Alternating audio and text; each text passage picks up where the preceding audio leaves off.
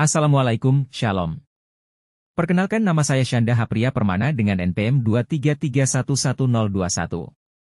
Di sini saya akan membahas siklus akuntansi dagang. Berikut ini adalah penjelasannya.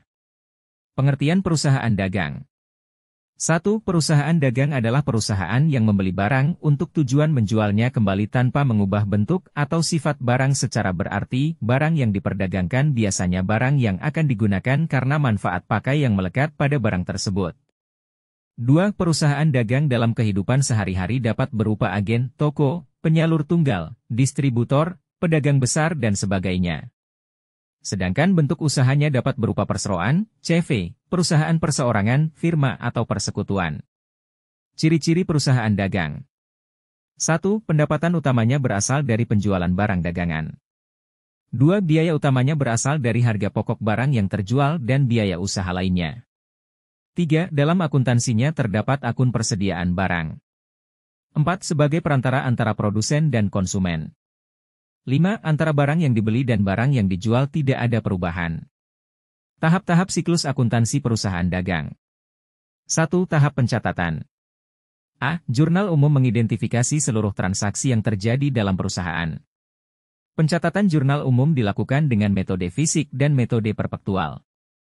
Sementara itu, perusahaan dagang memiliki beberapa akun khusus yang tidak dimiliki oleh perusahaan jasa dan sangat sering terjadi, misalnya penerimaan kas, pengeluaran kas, pembelian dan penjualan. Karena itu, maka perusahaan dagang membutuhkan jurnal khusus untuk membantu jurnal umum. B. Buku besar adalah alat untuk mencatat perubahan yang terjadi pada akun-akun perusahaan dagang akibat transaksi keuangan. Buku besar perusahaan dagang dibagi menjadi dua, yaitu buku besar utama dan buku besar pembantu. 2. Tahap pengikhtisaran.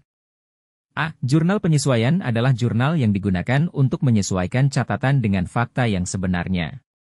Langkah ini dilakukan supaya akun real dan nominal dapat menunjukkan nilai sesuai. Unsur penyusun HPP meliputi persediaan barang dagang awal dan akhir, pembelian, beban angkut pembelian, total pembelian, potongan pembelian, retur pembelian, pembelian bersih, dan barang dagang siap jual, barang dagang yang tersedia untuk dijual. B. Penyusutan dilakukan ketika aktiva tetap yang dimiliki oleh perusahaan dagang, seperti mobil, gedung, dan mesin, mengalami penurunan nilai guna. Penyusutan dilakukan agar di akhir periode akuntansi, nilai yang sebenarnya dapat ditunjukkan. 3. Tahap pelaporan. A. Neraca adalah bagian dari suatu laporan keuangan yang mencatat informasi mengenai aset, kewajiban pembayaran pada pihak-pihak yang terkait dalam operasional perusahaan dan modal pada waktu tertentu, pemindahan akun real dari kertas kerja. Laporan laba rugi merupakan laporan keuangan yang memberikan informasi mengenai biaya dari suatu entitas pada periode tertentu atau pemindahan akun nominal sementara dari kertas kerja. B. Laporan perubahan modal atau ekuitas adalah laporan mengenai modal yang dimiliki perusahaan. Laporan tersebut juga memuat bagaimana modal-modal tersebut bisa berubah, seperti penambahan atau pengurangan modal hingga akhir periode akuntansi. Pencatatan transaksi akuntansi perusahaan dagang. 1. Pembelian. Terdapat dua metode dalam pencatatan barang dagangan, yaitu sistem periodik dan sistem perpetual. A. Pembelian secara tunai dengan pencatatan sistem persediaan periodik.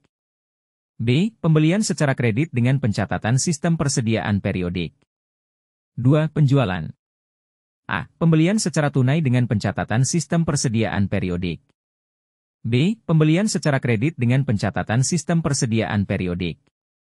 C. Pembelian secara tunai dengan pencatatan sistem persediaan perpetual seperti mencatat penjualan dan mencatat HPP. Berikut itu tadi penjelasan dari saya, sekian, terima kasih.